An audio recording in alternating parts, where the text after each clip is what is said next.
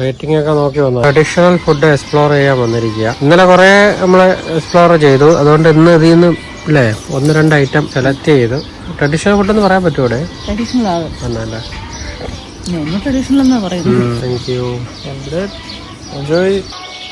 Traditional food കഴിക്കാൻ പോയാണ്. Rice എവിടെ? ഇതിനകത്ത് റൈസ് ഉണ്ട്. ഓ, ഇതിനകത്ത് റൈസ് ഉണ്ട്. ഒന്ന് പൊട്ടിച്ച് നോക്കട്ടെ. റൈസ് ഉണ്ട്